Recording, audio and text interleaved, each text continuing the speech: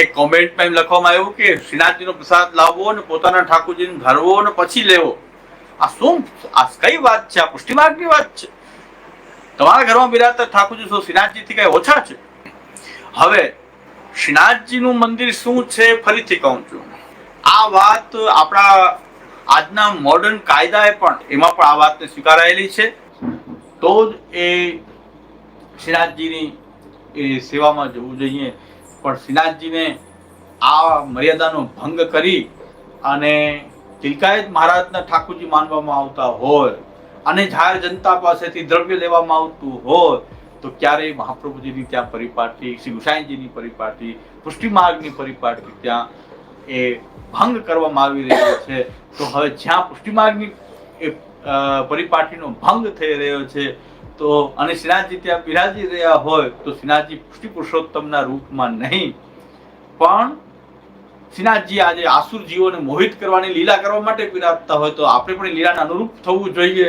આપણે આસુરી ન બનવું જોઈએ કે આસુરી બનીને આસુરીને મોહિત કરવા માટે શ્રીનાથજી એવું કઈ પોતાની લીલા અત્યારે જો બતાવતા હોય, કારણ કે સંપૂર્ણપણે શ્રી ગુસાઈજીએ બનાવેલી પ્રણાલિકાનો ભંગ કરી દેવામાં આવ્યો છે. શ્રીનાથજીમાં કોઈ પ્રકારનું પુષ્ટિ માર્ગ 1% પણ શ્રીનાથજીમાં બચ્યો નથી.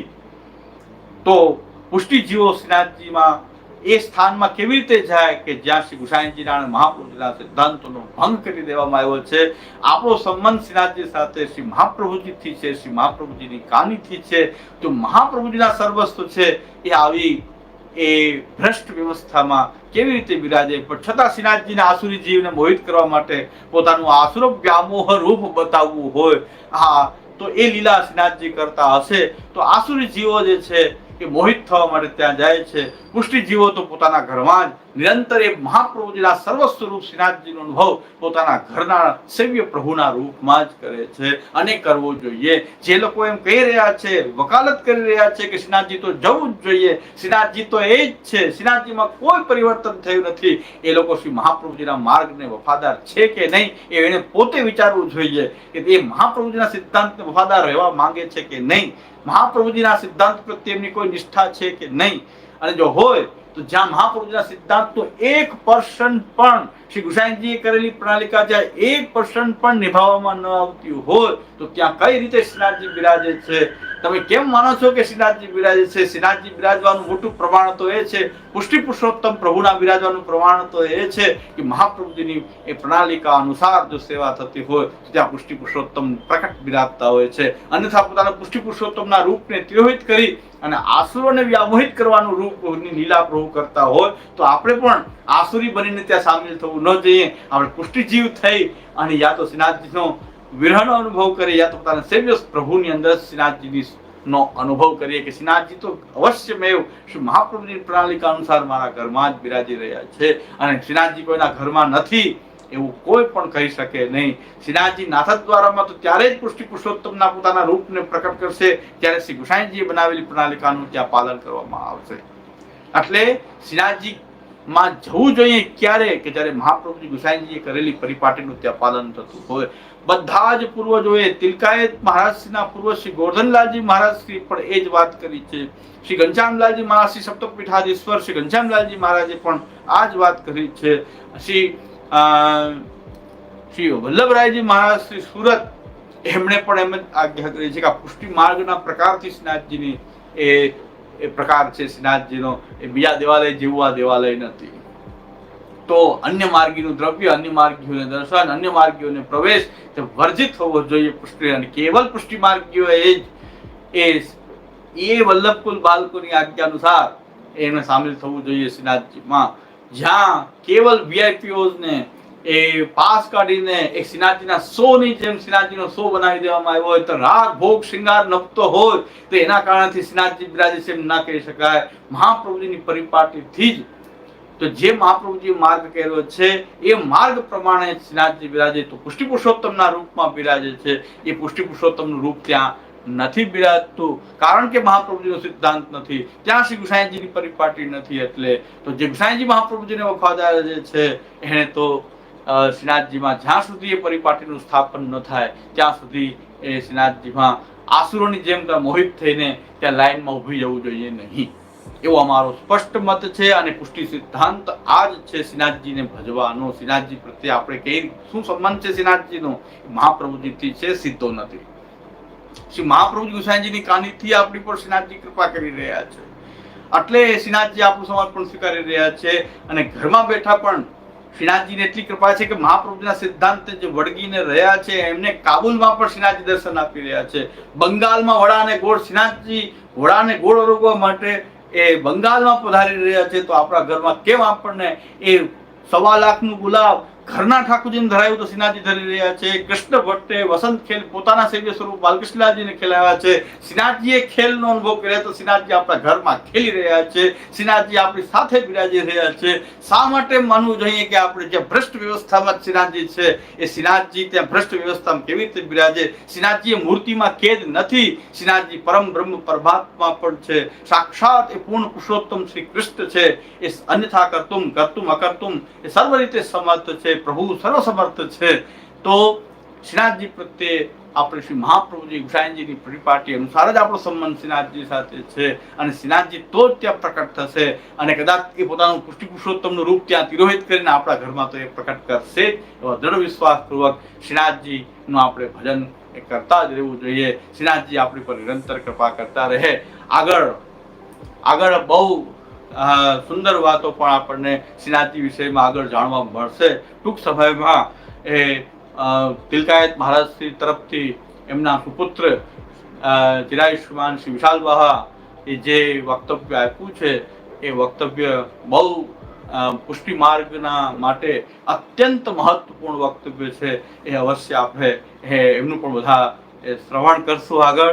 અને શ્રીનાથજીએ હવે કંઈક વિચાર્યું હશે કે તિલકાયત પરિવાર પણ હવે કંઈક પુષ્ટિ સિદ્ધાંત તરફ જાગૃત થઈ અને પુષ્ટિ સિદ્ધાંત તરફ પોતાનું સ્પષ્ટ રીતે એકદમ ફોર્સફુલી શક્તિપૂર્વક ખૂબ ખૂબ ધન્યવાદ, ખૂબ ખૂબ અભિનંદન છે વિશાલ બહાને કે જેમણે પુષ્ટિ સિદ્ધાંતોને નો ઉદ્ઘોષ કર્યો. આપણે આગળ એ શ્રીનાથજીની કૃપા હવે આગળ વરસે અને પુષ્ટિ માર્ગી રીતે શ્રીનાથજી જે બિરાજવા જોઈએ.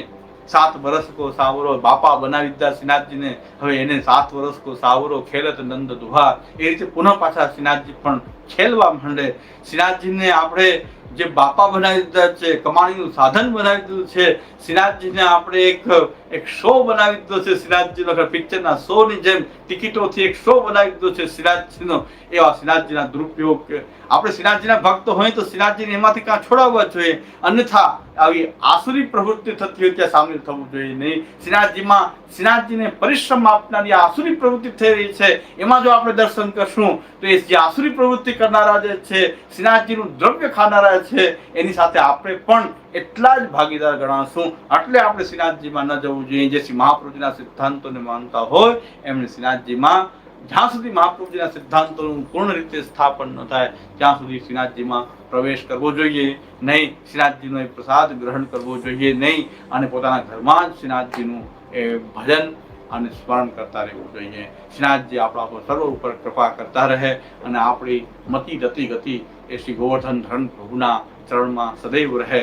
એ જ શ્રી મહાપ્રભુજીના ચરણારવિંદમાં શ્રીનાથજીના દર્શન કરવા જનારા, શ્રીનાથજીને પોતાના આરાધ્ય કે દેવ કે ઈષ્ટદેવ માનનારા 2 પ્રકારના લોકો જોવા મળે છે કે જે લોકો સંપ્રદાયની પ્રણાલિકા અનુસાર મહાપ્રભુજીની કાનીથી મહાપ્રભુજી શ્રી ગોપીનાથજી ગુસાઈજીએ કરેલી પ્રણાલિકા અનુસાર શ્રીનાથજીને ભજવા માંગતા નથી, પણ સ્વતંત્ર રીતે શ્રીનાથજીને માની રહ્યા છે. કારણ કે આપણે બધાને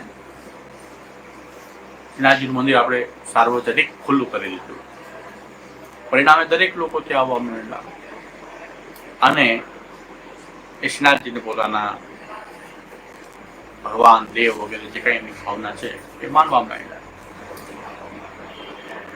પણ બીજો પ્રકાર એ છે કે પુષ્ટિ માર્ગીય વૈષ્ણવોએ શ્રીનાથજી સાથે કઈ પ્રકારથી વ્યવહાર રાખી શકાય.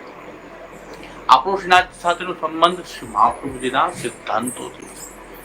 શ્રી મહાપ્રભુજી, શ્રી ગોપીનાથજી, શ્રી ગુસાઈજીએ જે પ્રણાલિકા કરી છે એ પ્રણાલિકા અનુસાર આપણે શ્રીનાથજીને ભજીએ છીએ. ઘણાને એવી ભ્રમણા છે કે શ્રીનાથજી એ શ્રી મહાપ્રભુજીના મુખ્ય ઠાકોરજી છે. પણ ઇતિહાસ જુઓ તો શ્રીનાથજી ક્યારે પણ શ્રી મહાપ્રભુજીના ઘરમાં મુખ્ય સ્વરૂપ તરીકે બિરાજ્યા નથી. શ્રી મહાપ્રભુજીના ઘરમાં પ્રથમથી શ્રી મદન મોહનલાલજીની સેવા થતી હતી. શ્રી મુકુંદરાયજી આપશ્રી પર બિરાજતા હતા. આપશ્રીના વિવાહ પછી શ્રી ગોકુલનાથજી પધાર્યા. શ્રી વિઠ્ઠલનાથજી પધાર્યા. આ બધા ભગવત સ્વરૂપોની શ્રી મહાપ્રભુજી સેવા કરતા હતા. અને શ્રી નવનીતલાલ, આપને સૌથી મોટું આકર્ષણ તો શ્રી નવનીત પ્રિયાજીનું હતું. આપના ગ્રહ સેવામાં મુખ્ય સ્વરૂપ મદન મોહનલાલ પ્રથમથી બિરાજતા હોવા છતાં પણ આપશ્રીની વિશેષ આસક્તિ શ્રી નવનીત પ્રિયાજીમાં રહી છે. શ્રી નવનીત પ્રિયાજી આપ મુખ્ય સ્વરૂપ તરીકે બિરાજ્યા છે. એના વાર્તા પ્રમાણ છે. વાર્તામાં ગ્રહ સેવાના ઠાકોરજી તરીકે શ્રી નવનીત પ્રિયાજીની મુખ્યતા આપણને સ્પષ્ટ દેખાઈ આવે છે. તો શ્રીનાથજી સૌથી મુખ્ય સ્વરૂપ છે. શ્રી મહાપ્રભુજીના મુખ્ય ઠાકોરજી છે. બાકી બધા ગૌણ ઠાકોરજી છે. શ્રીનાથજી જે છે ધર્મી સ્વરૂપ છે. બાકી બધા ધર્મ સ્વરૂપ છે. શ્રીનાથજી અવતારી છે. બાકીના સ્વરૂપ અવતાર છે. આ બધી વાત શ્રી મહાપ્રભુજીના સિદ્ધાંતથી સંપૂર્ણપણે વિરુદ્ધ છે. પુષ્ટિ માર્ગથી વિરુદ્ધ છે. અને આ રીતે શ્રીનાથજીની જે મહત્તા સ્થાપિત કરવામાં આવી રહી છે એ સિદ્ધાંત વિરુદ્ધ છે. શ્રી મહાપ્રભુજી શ્રીનાથજીને પોતાના સર્વસ્વ કહ્યા છે. પણ મહાવનના ક્ષત્રાણી એ 4 સ્વરૂપ પધરાવ્યા અને ચારેય સ્વરૂપ એક એક વૈષ્ણવને આપશ્રીએ પધરાવ્યા. લલિત ત્રિભંગીરાયજી દેવા કપૂર ક્ષત્રિયને, લાડીલેશજી જીયદાસ સુરીને, ગજ્જન ધાવનને શ્રી નવનીત પ્રિયાજી અને નારાયણદાસ બ્રહ્મચારીને શ્રી ગોકુલચંદ્રમાજી. તો આ 4 સ્વરૂપને જયારે પધરાવ્યા છે ત્યારે પણ આપસી આજ્ઞા એમ જ કરી છે કે મેરો સર્વસ્વ દેત હું, જો મેરો સર્વસ્વ હે वो પધરાય દેત હું, તાકી નીકી ભાતી સો પ્રીતિપૂર્વક સેવા કર્યો. તો શું લલિત ત્રિભંગીરાયજી, લાડલેશજી, નવનીત પ્રિયાજી શ્રી મહાપ્રભુજીના સર્વસ્વ નહોતા? અને મહાપ્રભુજીના સર્વસ્વનો ભાવ મહાપ્રભુજીનો દરેક વૈષ્ણવને ઠાકોરજી પધરાવ્યા છે. એમાં આ જ ભાવ શ્રી મહાપ્રભુજીનો છે કે મારું સર્વસ્વ હું પધરાવી રહ્યો છું. પણ આપશ્રીના મુખ્ય આસક્તિનું સ્વરૂપ તો શ્રી નવનીત પ્રિયાજી રહ્યા છે. અને નવનીત પ્રિયાજી અને શ્રીજીમાં, શ્રીનાથજીમાં અને બીજા ભગવત સ્વરૂપોમાં કૃષ્ણ રૂપતા સમાન છે. કૃષ્ણ લીલા બધામાં રહેલી છે. એ દ્રષ્ટિથી સર્વસ્વ હોવાનો ભાવ એ કૃષ્ણના સ્વરૂપ હોવાને કારણે જે શ્રી નવનીત પ્રિયાજીમાં આપની આસક્તિ છે એ કૃષ્ણના બધા જ સ્વરૂપોમાં આપ શ્રી એવો ભાવ વૈષ્ણવને જગાવવા માંગતા હતા કે જેમ હું મારા પ્રભુની અંદર અહમ નિરુદ્ધો રોધેન નિરોધ પદવીમ ગતા નિરુદ્ધાનાંતરોધાય નિરોધમ વર્ણયામિ તે. શ્રી મહાપ્રભુજી આજ્ઞા કરે છે કે જે રીતે હું મારા પ્રભુમાં નિરુદ્ધ થયો છું, સેવા કથામાં હું નિરુદ્ધ થયો છું, સેવા કથાની પ્રક્રિયાથી હું નિરુદ્ધ થયો છું, એ જ માર્ગ હું બધાને બતાવી રહ્યો છું. પોતે જે પ્રકારથી શ્રી નવનીત પ્રિયાજીની સેવા કરી રહ્યા છે અને બીજા વૈષ્ણવ પણ એ નવનીત પ્રિયાજીનું જ બીજું કોઈ લીલાત્મક રૂપ જ છે, એ ભાવથી શ્રી મહાપ્રભુજી દરેક સ્વરૂપને સર્વસ્વ કહ્યા છે. કૃષ્ણના સ્વરૂપ હોવાને કારણે સર્વસ્વ કહ્યા છે. અને વૈષ્ણવમાં એ ભાવ જગાયો છે કે મારું સર્વસ્વ હું તમને આપું છું, તમે પણ એને સર્વસ્વ કરીને પ્રીતિપૂર્વક એની સેવા કરો. એ ભાવ જગાવવા માટે શ્રી મહાપ્રભુજી જયારે કોઈ પણ ઠાકોરજી પધરાવ્યા છે અને ત્યારે તમારાથી સેવા ન બને તો અમારા પર પુનઃ પધરાવજો, એની સેવાનો ભાવ પણ શ્રી મહાપ્રભુજીમાં છે. તો શ્રીનાથજી જ સર્વસ્વ છે એમ કહીને શ્રીનાથજીની જે મહત્તા વધારવામાં આવી રહી છે. શ્રીનાથજી અને આપણા બધા ભગવત સ્વરૂપમાં ભેદ નથી, કૃષ્ણ રૂપતા બધામાં સમાન છે. પણ સેવ્ય રૂપતા એ પોતાના સેવ્ય પ્રભુમાં, એ સેવ્ય પ્રભુનો અંદર જે ભાવ છે સેવા, તો નિત્ય સેવ્ય પ્રભુની જ થઈ શકે. આ બધા જ સ્વરૂપોનું આપણે સ્મરણ કરીએ છીએ. श्री गोवर्धननाथ पाद युगलम हयंग वीर प्रियम नित्यम श्री मथुराधिपम सुरतरम श्री विठ्ठलेश मुदा श्रीमद्वारवती श्री गोकुलपति श्री गोकुलेन्दुम विभुम श्री मन्मथ मोहनम नटवरम श्री बालकृष्णम भजे। એ જે ભજન જે છે સ્મરણાત્મક ભજન છે, કારણ કે બધાની સેવા આપણે નિત્ય કરી શકતા નથી, એટલે નામ એ સ્મરણાત્મક ભજન ત્યાં ભજે શબ્દથી સમજવું જોઈએ, કારણ કે બધાની સેવા આપણે નિત્ય કરી શકીએ નહીં. આપણા જે સેવ્ય પ્રભુ છે એમાં બધા જ ભગવત સ્વરૂપોની ભાવના કરવી, અને આપણા જે સેવ્ય સ્વરૂપને છે આ બધા સ્વરૂપોમાં જોવું, આ સર્વસ્વ હોવાનો ભાવ શ્રી મહાપ્રભુજીનો છે. પણ મહાપ્રભુજીના ચરણારવિંદમાં આ સિદ્ધાંતમાં જેની દ્રઢ નિષ્ઠા હોય એને જ આ વાત સમજાઈ શકે છે, બાકી તો આ વાત સમજાઈ શકે નહીં. કોઈ મારાથી સંમત થાય કે અસહમત થાય એનું કોઈ મહત્વ નથી, મારું એ કોઈ મહત્વ નથી. કેવલ શ્રી મહાપ્રભુજીના સિદ્ધાંત જ રહેવાના છે. એક કોમેન્ટમાં એમ લખવામાં આવ્યું કે શ્રીનાથજીનો પ્રસાદ લાવવો ને પોતાના ઠાકોરજીને ધરવો ને પછી લેવો, આ શું, આ કઈ વાત છે? આ પુષ્ટિ માર્ગની વાત છે. તમારા ઘરમાં બિરાજતા ઠાકોરજી શું શ્રીનાથજીથી કઈ ઓછા છે? એ શું કઈ અવતારીના ભેદથી સેવા થઈ રહી છે, ધર્મીના ભેદથી સેવા થઈ રહી છે? આ તો કેવલ મૂર્ખાઈ છે, પાષંડ છે. પુષ્ટિ માર્ગનો પ્રકાર આવો ક્યારે હોઈ શકે નહીં. શ્રી ગોવર્ધનનાથ પાદ યુગલમ એના દ્વારા આપણે બધા જ ભગવત સ્વરૂપોનું, એમની લીલાઓનું સ્મરણ કરીએ છીએ. સેવા તો આપણા પ્રભુની જ કરીએ છીએ, અને આપણા પ્રભુને બધે જોઈએ છીએ. કૃષ્ણ રૂપતા એ કૃષ્ણનું જ સ્વરૂપ હોવાથી એ ભાવથી શ્રી મહાપ્રભુજી પણ આજ્ઞા કરે છે કે આ બધા જ સ્વરૂપો મારા સર્વસ્વ છે. વૈષ્ણવની ઘરે જે સેવા થઈ રહી છે એ પણ મારા સર્વસ્વ છે, કારણ કે મહાપ્રભુજીની કાનીથી જ આપણે એમની સેવા કરીએ છીએ. ઘરે પણ આપણે ડાયરેક્ટ ભગવાન સાથે આપણો સંબંધ નથી, શ્રી મહાપ્રભુજીની કાનીથી છે. શ્રી મહાપ્રભુજીની કાનીથી આરોગ્ય છે, તો શ્રીનાથજીમાં મહાપ્રભુજીની કાનીની આવશ્યકતા નથી. જેને મહાપ્રભુજીના સિદ્ધાંતની શ્રીનાથજીમાં આવશ્યકતા ન લાગતી હોય, પુષ્ટિમાર્ગી પ્રકારથી શ્રીનાથજીને ભજતા નથી, એવું મારું તાત્પર્ય ગયા વખતે કહેવાનું હતું, અને હજી પણ છે ને એ જ સિદ્ધાંત છે. મહાપ્રભુજીથી જ શ્રીનાથજી સાથે સંબંધ છે, અને એ મહાપ્રભુજીનો સંબંધ એ શ્રીનાથજીમાં જળવાય છે કે નહીં એ આધારે જ આપણે શ્રીનાથજી સાથે વ્યવહાર કરી શકીએ. બાકી આપણા ઘરમાં બિરાજતા પ્રભુ એ શ્રીનાથજી છે, વૈષ્ણવના ઘરમાં બિરાજતા પ્રભુ શ્રીનાથજી છે. જ્યાં જ્યાં શ્રી મહાપ્રભુજીની ભાવના અનુસાર આ સર્વસ્વ ભાવ જે શ્રી મહાપ્રભુજીનો છે એ ભાવ અનુસાર જ્યાં જ્યાં પણ પુષ્ટિ રીત અનુસાર સેવા થઈ રહી છે, તનુવિત્તજા થઈ રહી છે, ત્યાં ત્યાં એ શ્રીજી બિરાજી રહ્યા છે, ત્યાં શ્રીનાથજી બિરાજી રહ્યા છે. એમાં કોઈ સંશયની વાત છે નહીં. હવે શ્રીનાથજીનું મંદિર શું છે ફરીથી કહું છું.